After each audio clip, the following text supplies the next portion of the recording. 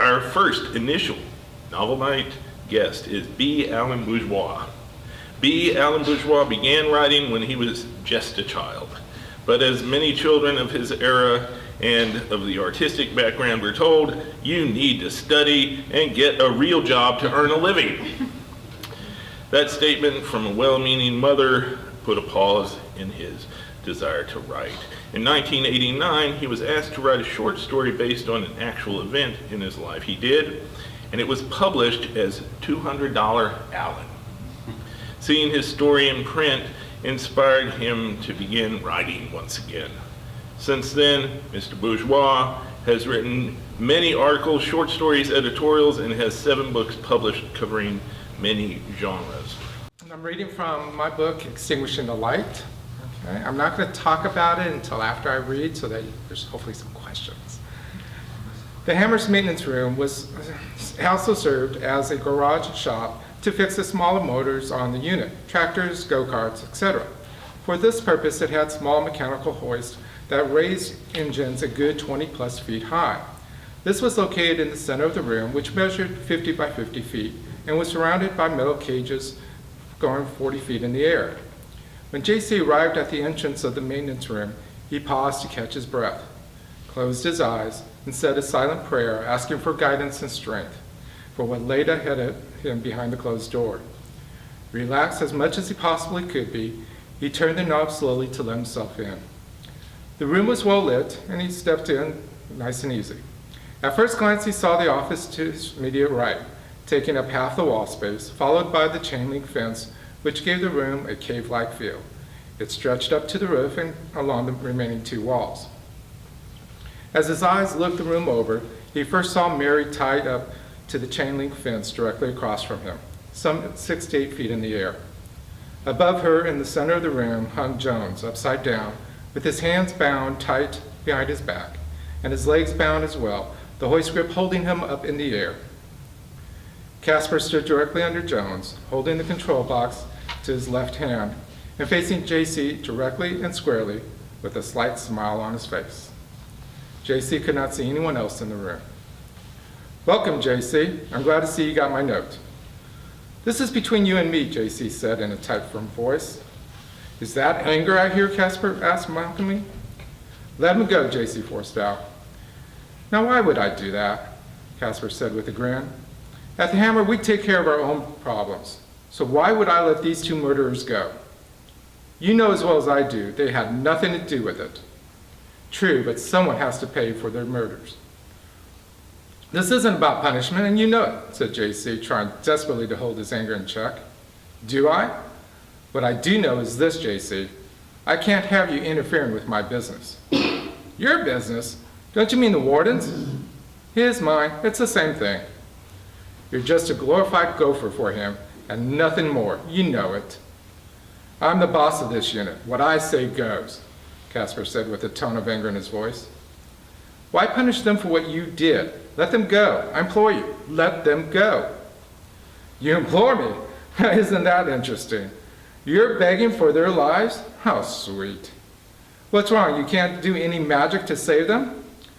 Casper started to laugh. "What, your God isn't here to help you?" By now, Casper was laughing out loud. JC took that time to look around and try to figure out what Casper was up to. How were Mary and Jones' lives at stake? You could see that Jones may fall to the ground, possibly breaking his neck. There's no barrels or anything else that could catch him. So falling hard on the cement floor was what Casper had in mind. When JC looked at Mary, hanging spread eagle up on the chain link fence, at first he couldn't see what Casper had in mind. He looked closely at the bindings on Mary when he saw wires coming from them. He looked even more closely and followed them down to the ground and close to where Casper was standing. A battery had been rigged up to the wires. He suddenly realized what Casper had intended, to electrocute Mary. The question now remained, who was Casper going to kill? JC hoped it wasn't both of them. "What's wrong, JC? God's not here to help you?" "He's here. He's always with me," JC with a determined voice. "We'll see about that." Casper grabbed another box in his right hand. JC couldn't make out what it was. I have two remotes in my hand. One will release Jones so fast that it will crash headfirst to the ground. The second, he said, holding up his right hand, will electrocute your bitch. Either way, someone will die. The choice, however, is up to you, Jonesy or Mary. Don't do this, Casper. Just tell me what you want. What I want is for you to disappear. But until that happens, I want you out of my way. See, I plan on being the boss once again next year. After my heroic act of saving Christmas, no one is really going to challenge me in the fights. Your heroic act? Oh, please, Casper. We both know who killed the chaplain and stole the gifts. Don't try and act as the hero. True, JC, I did, Casper said with a simple grin and a shrug of his shoulders. But only you and I know that. Besides, who on this unit will challenge me? I will, came a breathless voice from behind JC at the door, as sounds of footsteps could be heard racing down the corridor. Jasper cocked his head as JC spun around to see who had said it. The captain, leaning on the doorframe slightly inside the room, was gasping for breath when the rest of the group caught up. Oh, please, responded Casper when he saw Captain Smith. The warden will shut you down in a heartbeat. Don't be so sure of that, Smith said as he stood up straight and stepped further into the room, allowing for the others to step in. Trust me, you're no threat to me, Casper. Turned his focus back on JC as he continued. Now, as I was saying, the choice is yours. You can agree to back out and become a ghost until they shut up and ship you out, or remain a pain in my side. It's up to you. Save them or kill them. Which is it? Save them, JC hollered at her quickly. He knew there was no choice in the matter, and besides, he wasn't there to be a pain in anyone's side. Let them go, Casper. I'll try to stay out of your way. Sorry, but I don't believe you, Casper said as he pushed his thumbs down on each button of the respective boxes while throwing the boxes directly at JC as he rushed forward. Both boxes flew up in the air as Casper began to run past him towards the front door. JC watched in dual horror as Mary was being electrocuted and Joan's body began to fall to the ground. He knew he would have to catch both boxes fast to save them. Everything happened faster than he could imagine. His mind was creating an illusion that made everything go slow motion. The moans of desperation could be heard coming from Jones and Mary both.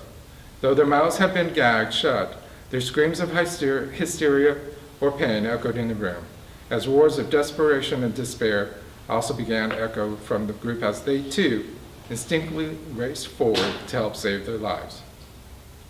It was during this moment of confusion that Casper took his leave from the room by running past Peter and Philip, knocking them both to the side, then going straight out the door. JC scrambled to run and jump into the air to catch the boxes, reaching for the hoist box first, which was close to him, hitting the red button in midair, and stopping the crane from Jones just 2 feet from the ground. As soon as JC hit the button, he reached his left hand for the other box, only to have fall short of its reach.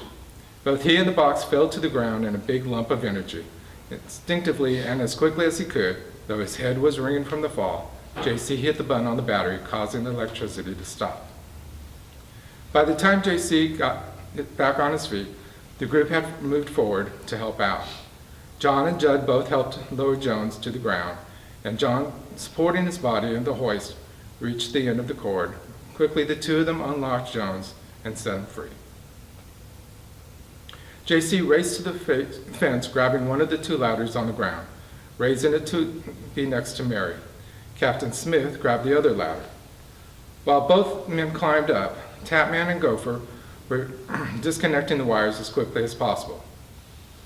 While he climbed up the ladder, JC looked up to Mary as she hung lifelessly on the fence, puffs of smoke coming from her wrist and her ankles. Silently, he turned to himself. JC was begging for her to be okay. He had no idea that her or any other member of the group was going to die after the chaplain. It was not what he wanted in any way. Move the hoist over here, the captain yelled down to the group. Start with her legs, JC. Both men began untying the foot restraints while the group moved forward to hoist the machine to the cage. Send up the grip, the captain yelled. By this point, my eyesight's worse than I thought. By this point, both him and JC climbed up a couple more rungs of the ladder and began to untie her wrists. Just before the captain finished, he grabbed the hoist grip and fastened it to her pants. When I hollered, lower her down real slow. Keep pace with us, don't drop her. The captain then finished untying the wrist. Restrain. Okay, now, he yelled out. Hold on to her arm, JC, and descend down on the ground, nice and slow. Both of them eased themselves down the respective ladder as they held onto her arms. Within 4 steps, the group had begun to grab at her and lower her down to the ground. Slowly, everyone helped, holding some part of her body as she was lowered down. As soon as her head laid flat on the ground, they backed away and let Nurse Holloway perform CPR on her. Within a minute's time, JC had finished climbing down the ladder and was by Mary's side. At first, he wanted to lend a hand, but as soon as he felt Mary's wrist, he knew it was too late. With his left hand, he reached out and touched Nurse Holloway with a firm grip to get her attention. She ignored him. She kept trying to resuscitate Mary. Finally, JC grabbed hold of her with both hands and looked straight in her tear-filled eyes. It's okay, JC said in a soft whisper. She's gone. She doesn't want to come back. Nurse Holloway looked at him, trying to understand why he was letting her go. Finally, she realized that it was okay. There was nothing she needed to do. Gopher Nurse Holloway openly wept for Mary as the others started to tear up and allow tears to fall down their cheeks. Or in my case, as I'm sweating up a storm up here. Even Captain Smith allowed for some tears to fall from his eyes. It was at this point that he walked away and went to the office to call the warden and others as needed. The group as a whole collapsed on the ground out of pure exhaustion. Jones, who was still slightly dizzy, walked up to JC and said, I'm sorry. I'm so sorry. JC, excuse me. JC looked up at Jones and gave a slight grin as he said, it's okay. No, JC, it's not, he hollered back at him.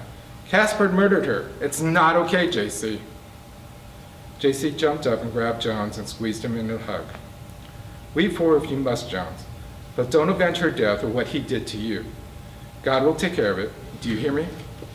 I do, JC, Jones said as he let loose and began to sob openly. It's okay, JC whispered in his ear. Slowly, JC turned to walk Jones over to the group, who took him and sat him down next to them. John, the newest member, wrapped him up in his arms as Jones let out all of his pain. It is okay, said a very faint female voice. JC, his head turned to see who had said it. He found only Nurse Holloway on the ground next to Mary, her head facing down. It's me, JC, the voice said slightly louder. This time it was not only JC, but Nurse Holloway and Peter, who also heard the voice. From nowhere, a slight haze formed next to Mary's body. Everyone except for JC jumped up in excitement at what they saw. The haze slowly formed into a body shape, but without the body parts. It's okay, JC, she said out loud for everyone to hear. The group had a collective look of disbelief on their faces. Mary? Yep, it's me. Don't I look fabulous? The haze said as it moved slightly, as if it was waving a hand in front of it. Yes, you do, my dear. Oh, you're so right about us not needing our bodies. I got to tell you, JC, this is so much better than that heavy old thing. Mary, is that really you? Asked Jones. Yep, it's me. I'm on my way home, so don't you wait up for me. We won't, Mary, JC said with a smile on his face. Now, y'all listen up. I'm here to tell you that JC is right. There are things going to change here soon. But gotta let you know, it has to happen. Josie, don't you go do something stupid, you hear me? Uh-huh. Good. God is going to take care of things. You just wait and see. She paused for a second as it seemed the haze was being tugged out. I gotta go now. Oh, one more thing. Each of you has a job to do now, and someone will be with you every step of the way. Most of you know it as the Holy Ghost. Over here, they like to call them spirit guides. So don't you worry about it. Keep true to the faith and allow them to help you. It might be tough, or hell, there they go again, tugging at me and wanting me to go. Mary's voice began to fade as she spoke. "Keep God first and all will be well. I love y'all." Her voice was just a faint whisper now as the captain walked back into the area. He looked up at the group with a very disturbed look. When he left, he saw them mourning her. Now they stood there with a glow and a slight smile on each of their faces. They were all looking at the same direction. When he looked at the area, he couldn't see a thing. He then quickly looked back at the group, who was now looking at each other and at a variety of places. By the time he walked up to them, the group was discussing what they had seen. "Why don't y'all go back to your cells? I'll wait here for the coroner and the ward." The group mumbled and nodded their agreement to do so. "Nurse Holloway and JC, I need for you two to stay with me." "Sure," they both said, which they already had known.